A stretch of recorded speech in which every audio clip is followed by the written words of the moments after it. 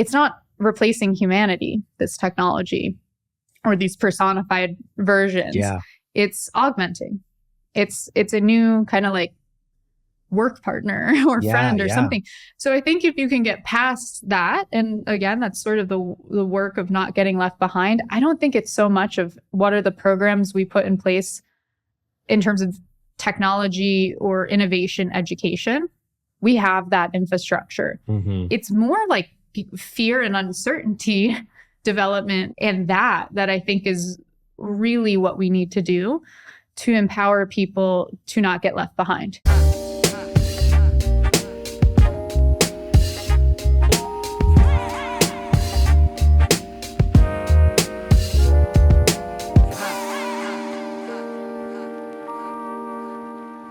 So one of the things that I think is really important about the work that you're doing is helping people imagine what's possible to reduce the sort of, I'd say, influence and impact of fear in order to adapt. So tell us a little bit about, like, when you talk about the blockchain to AI to immersive realities and things like that, do that for this audience, right?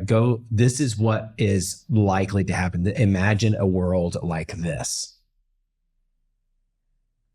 I mean, how many different worlds do we want to imagine, right? It's like the multiverse. So I can say what's not very quickly, and I won't go into imagine this, but it's, of course, we see the narratives, particularly with AI through like Hollywood and all of this, of like the robot takeover and the Terminators and like the wars of these. And I myself, I do this exercise to imagine and visualize like quite deeply in meditations all the time. And I go there.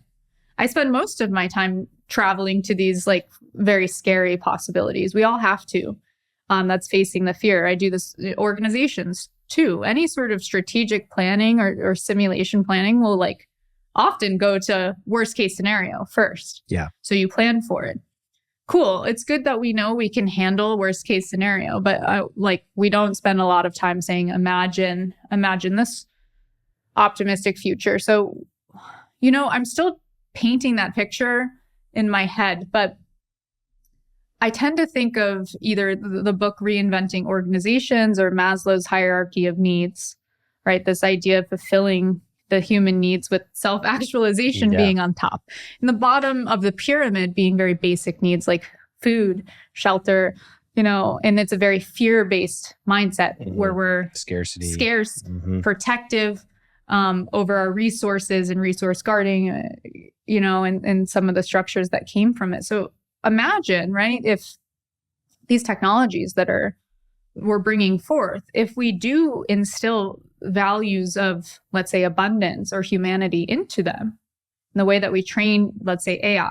So let's say there's AI that's actually trained on empathy, and we do like what I do and personify the AI and read bedtime stories and poetry and say like, here's the beauty in the world. Here's what the wind feels like on your face. Here's like why trees are important, for the planet.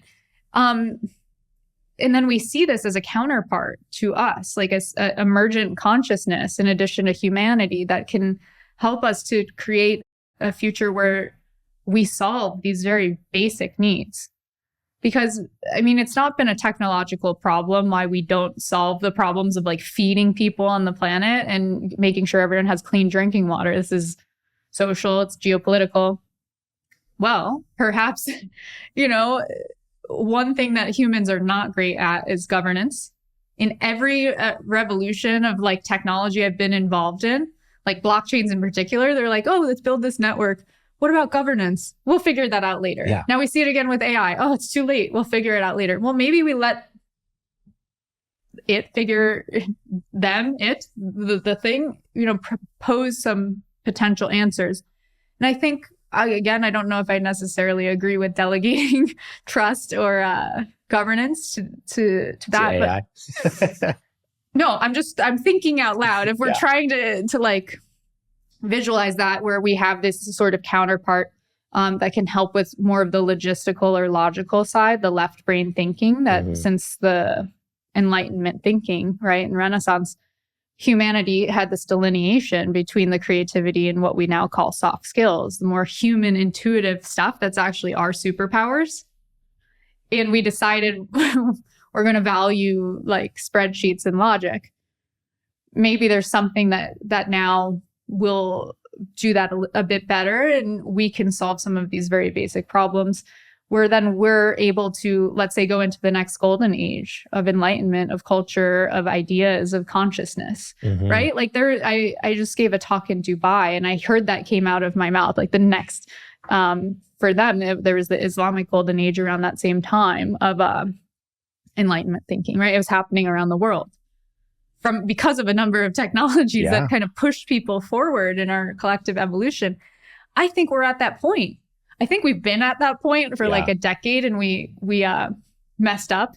We weren't ready, we just kind of weren't. And I think now we're presented with another opportunity where we have yet another emergence of technologies that will help satisfy the basic needs. So maybe in the past it was like, oh, we can cook food, we have indoor lighting, we can do agriculture, and now we can travel. Information travels instantly. Okay, so what's next is maybe we figure out more efficient governance or payment systems or ways of doing things that actually can satisfy basic needs. That gives us time and space to be creative. And that's not to say like be lazy, everything's satisfied and now we chill out. Because I think there's a fundamental impulse in humanity to create and to be entrepreneurial. In whatever ways. But then it's like, what do we do next? And so I actually see, when I really sit, if we can make it through, again, when we make it through this, I won't say if, another like sort of a golden age of philosophical, intellectual, artistic thinking for humanity. Can I illustrate what that actually is? I don't know, but hopefully it's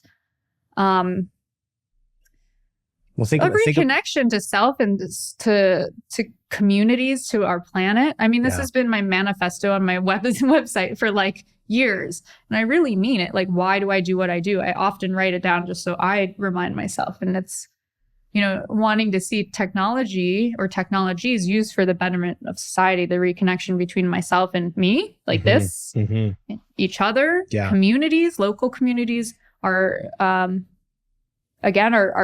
planet. And again, I think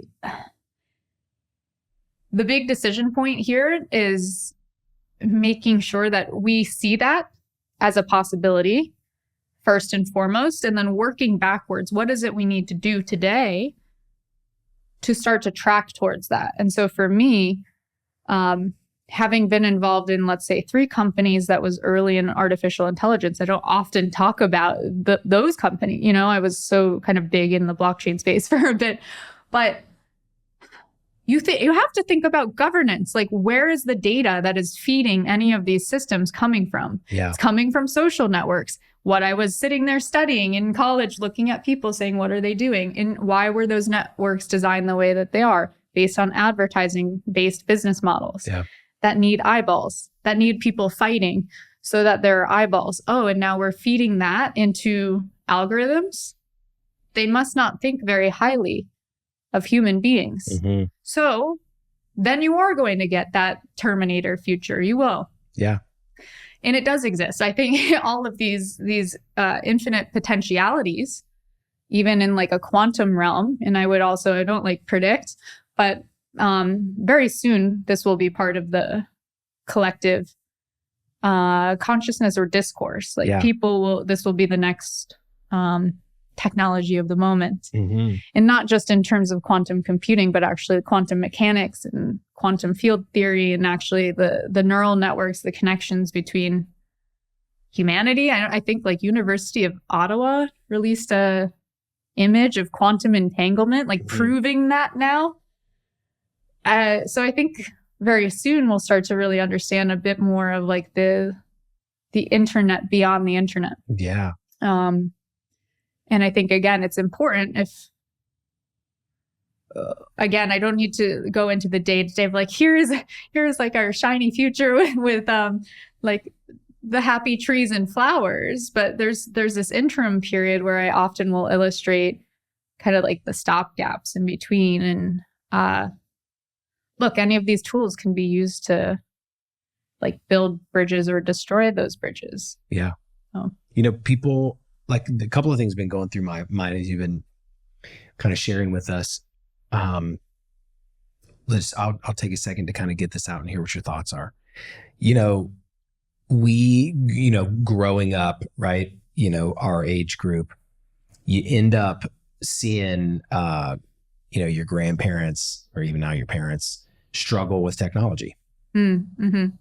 And it's almost like we're going to see the age of acceleration, things are going so fast that it's almost like your friend is going to struggle with technology. Yeah. Not just like people who are older and it didn't grow up with it, right? You're going to see people that are going to struggle to kind of adapt. And it's almost like, how do people, really not get left behind, right? And still participate in a society that's going to be, I would imagine, technology rich, you know what I mean? Rather than technology poor in the future.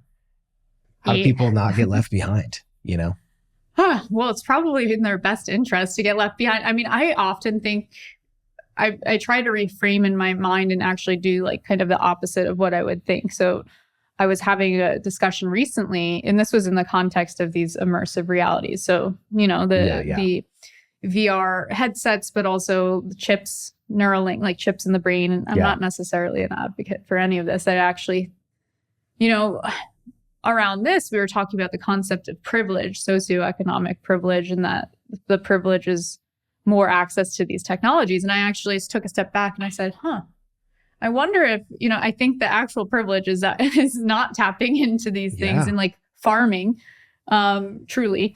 And I'm not, I think there will need to be a basic literacy of the way that that world works.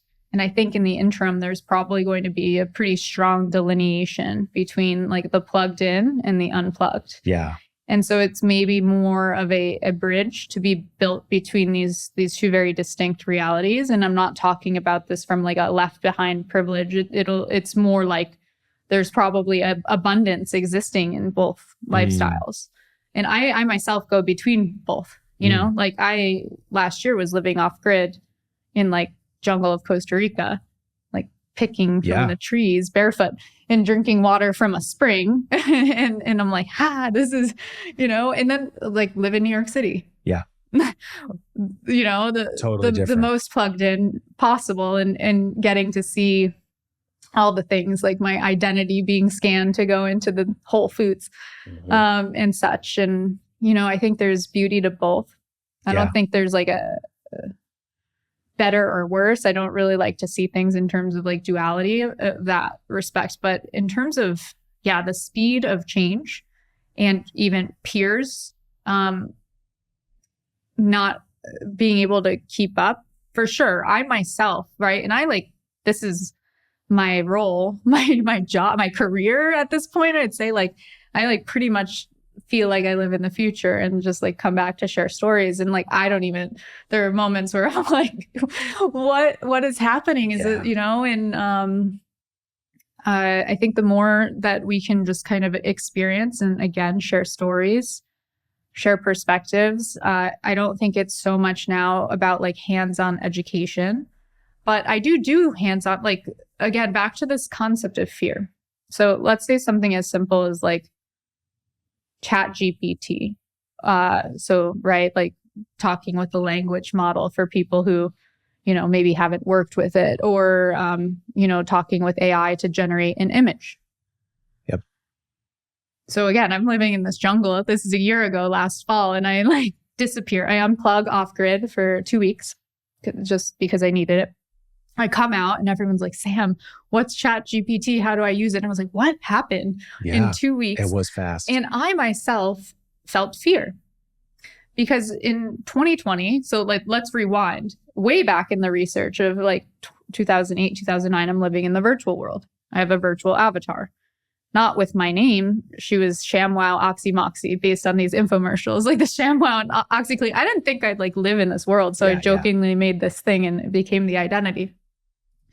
But it keeps coming back. And so 2020 lockdown, I'm the CEO of a company that was very early in a number of like forms of artificial intelligence. So generative AI, both in terms of language models, voice to text, also image and video, avatars essentially. So it was all of it, right? And I, being curious, so I'm a hands-on person. If I feel uncertainty, if I feel fear, I go straight towards it. I have to like unpack it, maybe unhealthily so. And so I'm like, okay, I'm seeing all these technologies that soon will be in the hands of consumers because we were like deep R&D research. So I combine them and I basically build a virtual clone of myself. And so I create the virtual, like the rendering of my likeness. Sam Rad. The virtual Sam Rad. She's trademarked. She has her own existence, like doing her own thing, and trained my voice, all my books and poetry, right? Like read that and trained it into the model to the point that she could actually like create her own speech and do this on my behalf. And I freaked out. I had an existential crisis. I will be completely honest about it because I was like, what even is my role here anymore? Like on the storytelling we talk about. And it was almost like a metaphor for this change, for the collective society, these changes we're experiencing now. So again, I kind of like disappeared for a year. I said, okay, do I delete myself off the internet again and go away? Or do I face this head on? And so clearly I'm here. So, the decision I made and decided, all right, I'm going to help people understand it and not from fear, because I felt that same fear when I go into rooms now and I will sit and I work with an audience and I start the day where I feel, I'd say 100% are like either timid, fearful, filled with hate, scarcity, like it's strong. Yeah. And hopefully we go on a journey that we can walk out and be a little more like, okay, or even enthusiastic. And so something simple now, it's accelerating, but it's not like to the point that I use this analogy of riding the wave, of surfing the wave. So it's just, you've got to learn to surf and paddle out there and just like let it carry you. But even if you get clobbered, it will release you as they usually do with surfing. I'm not a great surfer. I'm actually not so, the ocean is very powerful, but so, I kind of went backwards to my process of working with these technologies. And now I'll sit with people and just say, all right, let's actually like use ChatGPT or use Midjourney to make an image and like feel how that feels. Mm-hmm. And know that, okay, it's not going to replace, like, I'm not going to write my next book with this, that's it. But like actually understand how you can collaborate, because that's really the future, at least in this context of artificial intelligence. It's not replacing humanity, this technology, or these personified versions. Yeah. It's augmenting. It's a new kind of like work partner or friend or something. So I think if you can get past that, and again, that's sort of the work of not getting left behind. I don't think it's so much of what are the programs we put in place in terms of technology or innovation education.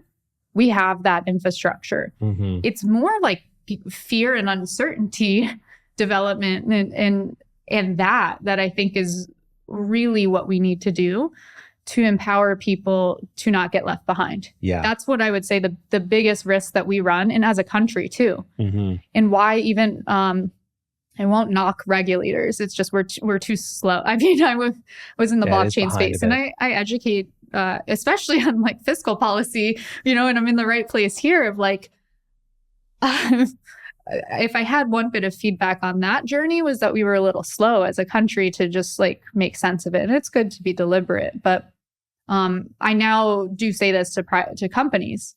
It's the role of the entrepreneur and the companies to really to set these precedents, because it is moving so fast. Yeah. If you as a company are like collectively too afraid to even like experiment or get your hands dirty, then you're no different than me running off to a jungle and hiding from it. It's going to find me even there. So, it's not like, it's certainly not a threat. It's just, it's a likely reality. It's more, again, it's like, it's not so much the practical hands-on knowledge, because that's going to move so quickly that it almost doesn't matter. Again, when I do a lot of, let's say, workforce of the future, workforce development, that's quite popular right now in terms of asks of companies of me. And I'm like, I can like spit out the 10 roles of the future that'll be relevant next week, and that's going to change in another week. I can guarantee. I show articles of, I think there's an AI role called prompt engineer. It's someone who talks to ChatGPT as a job, like, for quite a lot of money. And then there's an article the next day. That's not the role of the future. The next role is that. And so I'm like, how do you as a company, small or large, shape a workforce that you can't hire for that role and then like lay that person off in 6 months? It's no longer the thing, or reorg your whole thing. And this is very testy. I'm sorry if I breathe, but like I've been in a lot of get brought in usually when people are in moments of transition, right? That's my job. And I made a joke with one organization about like, you can't go through a reorg every 6 months, and they had just gone through a reorg. And it was a little tense, but it's the truth, right? Like we can't. This is the example of if we operate on these mindsets and structures of the past, even having job titles. I don't know. I think we will need structure. We're human beings. We need structure. We need governance. We probably need understanding of roles. But those roles are going to change. It's just like, Yeah. So it's where is it going to end up? I think one of the things that is important is, people imagining how these, I'm going to say, new elements, components, AI, all the stuff we've just been talking about, how those enter society and become a part of it. I'm hearing you say that a likely outcome is an enhancement and augment, right? Not necessarily to replace our reality, even though there's subcultures, that probably are happening where there is a replacement, where we are in kind of Ready Player One land. You know what I mean?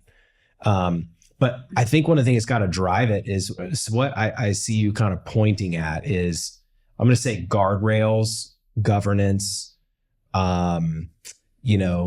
principles, values have to be driving those things. So talk to us about so it's all social impact, right? So like talk about like ethical practices with AI. What are some of the things that should be shaping our thinking, right? Of people that are developing the technologies, and then also, how we should be using them. Oh, this is a can of worms. And again, I take bits of my own personal journey and my own personal ethics, which I think are different, are unique to each person. I think they're, of course, universal. Yeah. Not everyone shares our values. Oh, yes. Yeah. Right. And I accept that. I think there are some that should be universal for sure. And that's an age-old philosophical and religious debate on morality and ethics. And I have also seen this across every emerging technology I've been so fortuitous to be, involved in. So this is no different than the past, though certainly more profound shifts that will take place in society. And I'll say the same thing I've always said. I think in terms of governance, it can't be owned by it. I mean, the direction of who's writing the programs or the algorithms or the protocols in the case of blockchains should not be owned by any one company or government. It's like, it doesn't really make sense. If we can, again, imagine a reality that is completely, let's say not fully immersive, like a Ready Player One, but there's a likelihood that does exist too. We're already we're in this little metaverse right now that will go out into some other existing reality where like viewers will see this. It will exist beyond this existence and persist for quite some time. Who governs that? Who then has the right to like copying, creating other stuff? So I think it's, we already live in that. And, what is the motivation then? Like, so not just the governance of who owns it, who owns your story. I don't think anyone should own your story. And by story, I mean like everything that constitutes you, your journey, your existence, but also your data. There are definitely new models for like democratization or decentralization of data, because that's kind of the foundation of all of this. The design of the algorithms themselves, again, I'm just like completely thinking on the fly. So, I'm going to be permanently quoted for the ethical standards I'm setting based on my belief system. But I think the design also of the algorithms needs to be transparent. So much as a black box. Like when I think even in the US, we've, credit scores, you're like, what makes it go up and go down? I think the way that we're talking about, social impact, one of the things that is it's really clear is that everything is really unclear with, like you said, I like how you were saying, data decentralization and really not any one person having like a grip on that. And I think that is a deviation from the way business has been conducted, the way banking has been conducted, the models that we have. That's a fundamental shift. And so I think, what do you think that, are we going to have more of these sort of uninformed Senate hearings? Like what do you think is like the path to creating some of the, like, if there's anything that we struggle with as humans, it's agreeing on things. Yeah. Right? Yeah. There's endless debate, right? And if you think about the space and time between endless debate and the pace of technology, that is real tension. You know what I mean? I think I wouldn't say it's by design, but in this way, like Pandora's box has been open. Yeah. But it might almost be exactly what we need as humanity to realize we can't agree or control. And it's a little bit too late, and not in a fear way. Obviously, like last year, like 6-month pause, like as if that will do anything. And I think the recent, seeing kind of recent guidance coming out here of this country, I've seen like a lot on AI specifically. So much debate around that. I haven't formed my thoughts, but certainly the people coming out of the world that I spend a lot of time, the Silicon Valley innovators being, this is stifling innovation. I think lack of guidance stifles innovation. I will speak from the blockchain world. And again, I was never on the crypto side. I built infrastructure, that supported these networks or create protocols that became ultimately things like an NFT, like before it was defined. But even that, it was impossible to like, I don't want to operate in gray area. Speaking of ethics, like I want to see what a regulation is and know that I'm following a protocol or a law or whatever we want to say. I don't want to, I'm not of the mindset that like, let's wait and see. Plenty of others operate that way. That's fine. I don't think we're in a time period where that would be the most prudent behavior for anyone, just ethically, of like, hey, we're going to play around with how far we can push. Yeah. It's like not just playing with fire. It's, like play with nuclear weapons, a nuclear weapon and being like, I'm going to diffuse this myself and rewire it. It's, Yeah. And the only way actually to,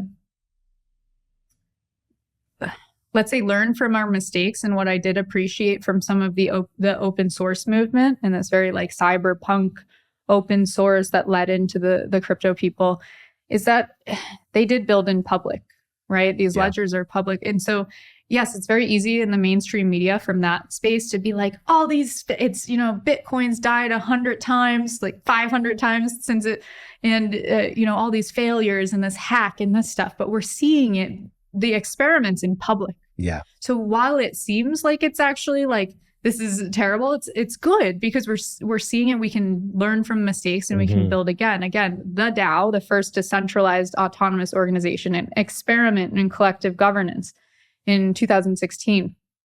And my company at the time was kind of more on the experiment of the governance side, submitted some proposals for what that could look like. I mean, that was hacked. that group, and led to the fork of Ethereum, Yeah. and, you know, for $50 million, I think. And, you know, you could look at that and say, it's terrible, this won't work. Or you could say, wow, that was a cool experiment to allocate 50 million in funds in a new way. And now since then, we've seen a whole revolution of people doing this in new ways.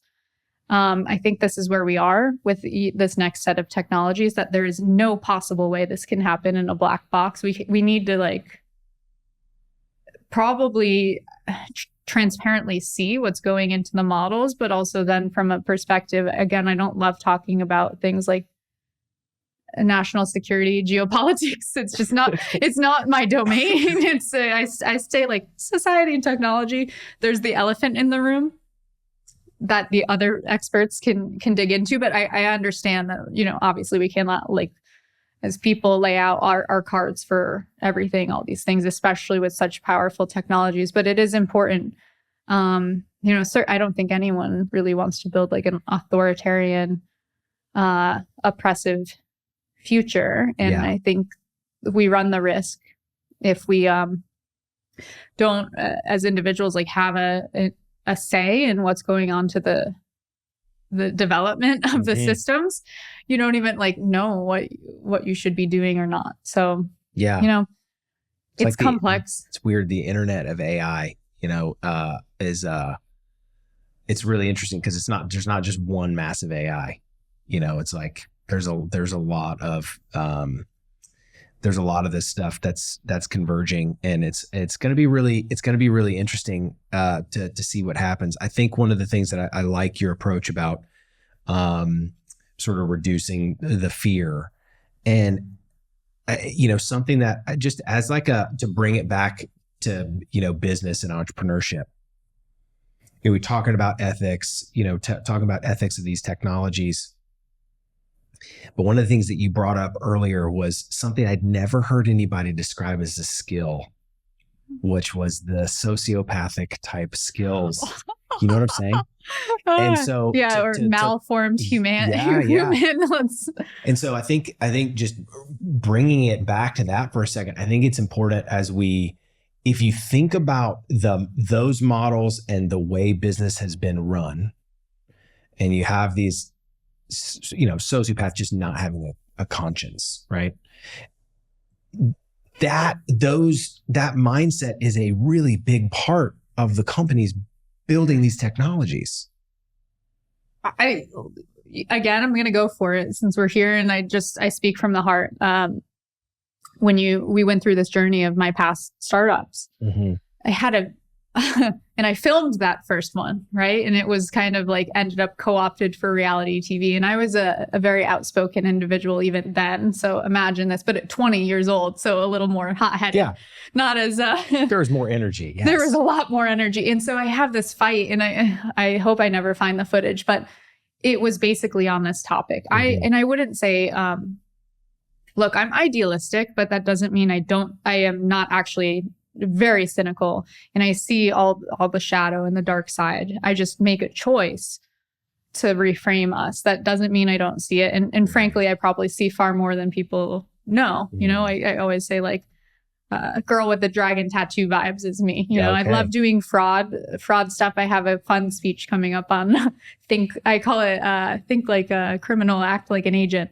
Right? Like we got to get there. So, I have this big fight, an ethical fight of, you know, someone basically saying you have so many superpowers, but you're stupid. Essentially, you're so naive to think that you can succeed in this world and maintain your ethics. You need to play by the rules of this other game and outsmart them at their own game of chess, but by using those tactics. And I was like, no way ever am I doing this. And I still think, at least in my life path, I'm quite happy with my success. I frame it differently than $10 billion company. But yeah, unfortunately, I think parts of certainly the business world have valued skills. Again, it's, let's say, a very extreme version of logic. So again, if we rewind to like the points in society where we created this distinction between left and right brain thinking, thinking or feeling, and we deprioritized creative, feeling, feminine energy. This sort of on a collective level. Now, if you take logic, which is, there's nothing wrong with it, the ultimate goal is to find that balance within for everyone. But we put too much emphasis there, and then we took it to an extreme. So what is extreme logic? The absence of feeling, right? Spectrum.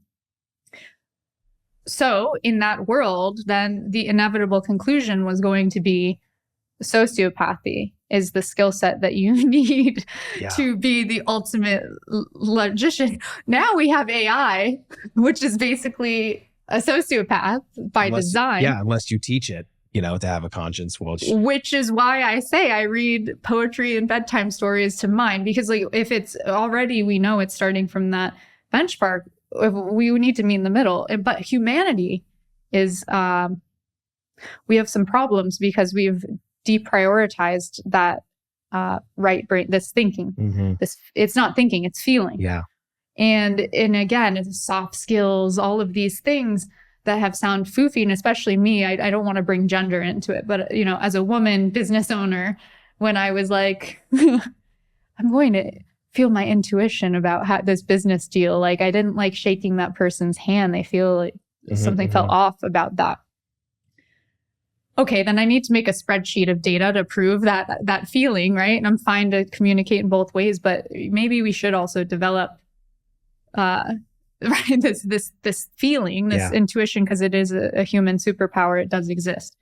I certainly hope there isn't a place, I think maybe in the way that ecosystems and just grand systems tend to strive for equilibrium, they always do, that perhaps, again, AI is something that can come in and almost replace this sort of sociopathic thinking in humanity that ultimately will push us back to the center. I mean, I'm not I've done scientific research on this, and no, I'm just thinking on a whim at this point, and I like what I'm hearing. It sounds, surely I've not rehearsed this. I have no idea. There's definitely a book coming from this conversation. It should, yeah. Hello, hello to this one's good though. I do like this this spectrum, and again, I don't pass judgments towards the way that maybe we've gotten there as a society to value thinking with the absence of feeling. I won't diagnose it as sociopathy, but it's certainly something that's a little broken, a lot broken. Yeah. Because this is the type of decision making that then leads to, again, I've been in leadership positions where I do look at spreadsheets, and instead of looking at people, they're numbers. I even started thinking at some point when I'm waking up, why do we call, it was a consumer communication platform, global communication platform. Why do we call them users? It's like an addict, and we're using them, and we're just and I'm like, I don't want to call them, they're people, but those are the business metrics. And that's what I'm saying to investors. And it's so deeply ingrained that, it's these really small but big changes that need to rehumanize the connections, but also still, I get it. You sometimes need to disconnect to make tough calls. But I wouldn't say we're in a bad place. We are where we are as humanity. But again, I'm deeply empathetic, and it was something I tried to turn off for a long time in the business world, and I simply cannot. I'm so driven by my own personal set of values and ethics. And again, mine are going to be different from yours and from the next person, though I think we probably have some collective ones we agree upon. And sometimes I just I worked in supply chain for 5 years. What the blockchain company was doing. I saw where everything on this planet comes from, and it's not pretty, right? Yeah. And holding that and really thinking why do we do this? It makes me emotional. But then I'm there's definitely better ways to do it, to make stuff, just plain and simple, make food for people. But yeah, I'm optimistic that perhaps even, again, the role of these technologies can push us back to center. Yeah, I like that. Well, as a futurist, you've given us some insights into what things might look like for us. What is, I don't know, what is Sam Rad doing in 10 years?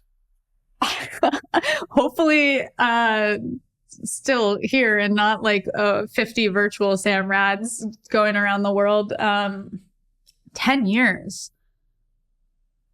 So much happens even in the span of a day. These days, I have a really hard time framing myself within the greater concept of time. And when I think of like what has happened even in my personal life over 10 years, people are like, how have you done all of these things in that time? And I'm like, I don't. You packed a lot in there. I packed a lot. I moved really quickly, and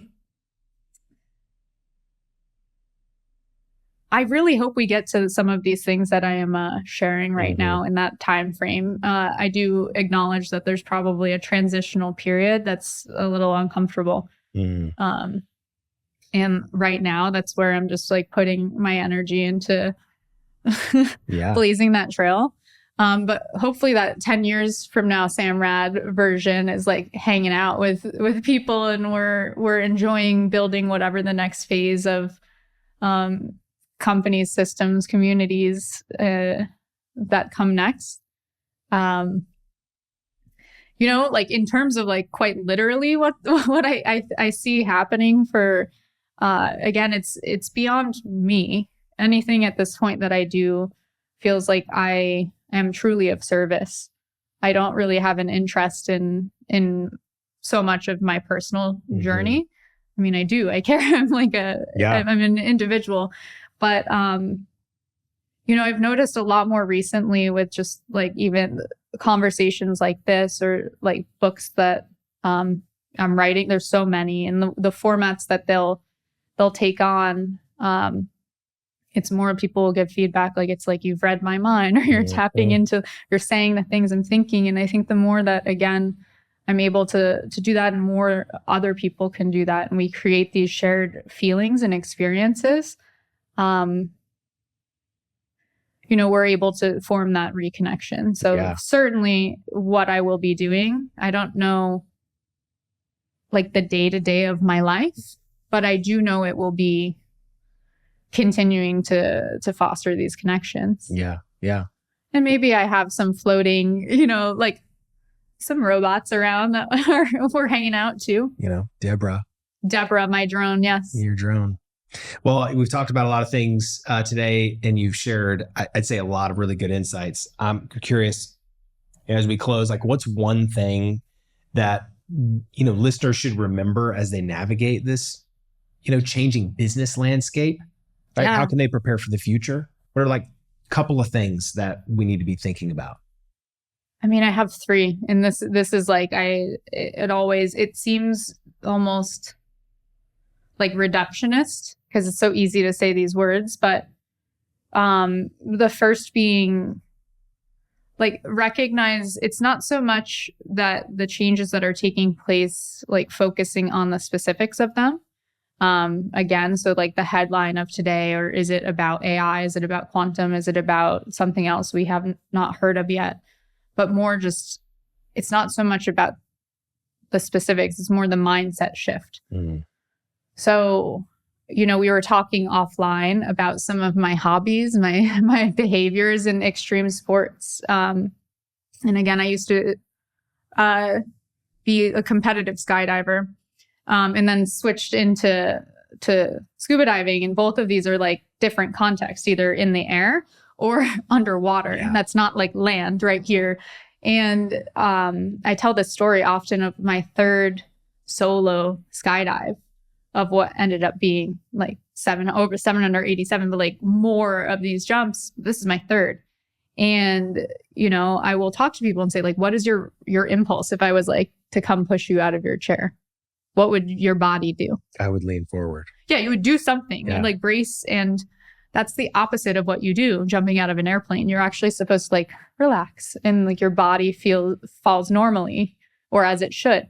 But my brain was wired jumping out of this thing to like go grab for something and brace. And that made me tumble. And I ended up getting like completely tangled in my parachute, and it was terrible. I survived. Obviously, I'm still here. Yeah. But, I use this example because it's like a shifting reality. And it's not just like we've gone from land to the sky, or like scuba, we're underwater and now all of a sudden can breathe. It's like we're floating in space. We don't even have gravity. And if we are building like our lives, our businesses with this, the mindset of like what's worked in the past or what works in the now, it's just not going to work. You're going to like tumble it, it's like trying to swim in space where there's no gravity, or friction.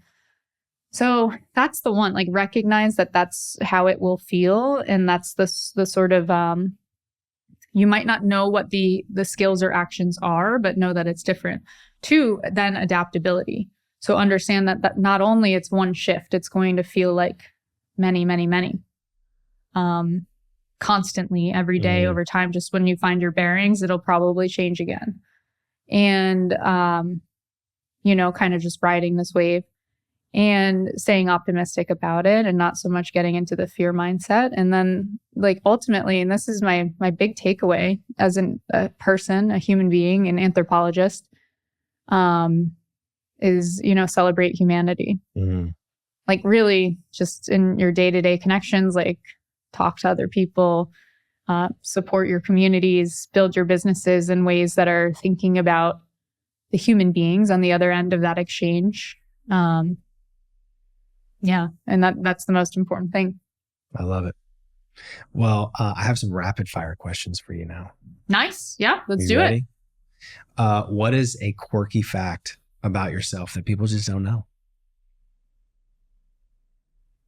I mean, I don't know. I have so many quirky facts. I have really specific knowledge of lots of things, like in a neurodivergent way, probably like dogs. I know a lot about dog breeds. That is awesome. That's a really weird fact. I don't know. That's what we were asking for. It's like you would be great in a trivia game. Yeah. If you were a character in a video game, what would your special power be? Oh, in a video or just in life? In a video game. Video game. Flying. Okay. Or creating portals. Ooh. I like the video game. Had you like played games? I don't know. I studied games in my master's, like video games, and Portal 2 was one of the best. It was just like really great physics, but also, you're kind of like open portal and go to different realities. That's awesome. But like bringing other people through the portals too. I think you said a couple minutes ago over 700 skydives. What's like your most scenic one to date? I really wish I appreciated that time in my life more. I jumped at like one of 3 drop zones in the Northeast, so nothing was very scenic other than seeing like where I grew up from the sky. But I didn't really do this. I did it competitively, and it was like a machine. It was just like up and down, up and down. So maybe I'll do it again with the idea of seeing things around the world. I know there are a lot of beautiful drop zones. Yeah. Like Interlaken, Switzerland. I've done paragliding there in Switzerland, but never the skydiving. It's good. Yeah. Well, if you could have a conversation with one historical figure about the future of technology, who would it be? All of them. I don't know. I've always wanted to, like, I don't have a good answer for this. Ada Lovelace, who is Lord Byron's daughter, who is like kind of invented the computer. I feel like she seemed like a cool, like artsy person. She wrote a lot about art too. Yeah. And I think now would be relevant. I think a lot about like Nikola Tesla, like free and abundant energy, and being able to invent this at a time where the reason that didn't happen was not because the technology wasn't there. It was because there were competing economic interests. Right. To build these power lines, and don't want to get into like economic conspiracy theories, but I think it would be interesting to actually see his perspective now, like looking back at like the way that things played out, and then maybe see how we can, like now, like what is the approach we take? Again, like people, Yeah, sure. I'm a technologist. I'm much more an anthropologist, storyteller, human person who just happened to study the impacts of technologies. And I'm not so much on that perspective, but it's been abundantly clear to me that technology is not the problem, never has been. The ability to do pretty much anything we could imagine in science fiction exists today, and it has for quite some time. We get in our own ways, like humanity, based on these like faulty systems we design for ourselves and like our own individual ethics or lack thereof, or like desire for power or ownership. I mean, like, I don't really know. It makes no sense to me, but it makes complete sense. Yeah. So yeah. Well, when do you think we're going to be able to use Bitcoin to just buy a coffee? Never. I don't know. I don't know. I mean, well, I think first there will probably be like the central bank digital currency period of time. I think there's a reason why we didn't like jump straight into that world. And again, like it's coming, but it's just, I don't know if it's Bitcoin will be the tool for the coffee. Yeah. Yeah. Well, I just want to say thank you for one, all of the work that you do and coming here to kind of expand our minds, thinking about what's next and also reminding us of where we came from. So Sam Rad, thank you so much for coming to the studio. Thank you. Thank you for having me. And yeah, I hope that this is helpful for everyone who's on the other end. Yeah. Yeah. It's good. Thanks so much for coming. Thank you.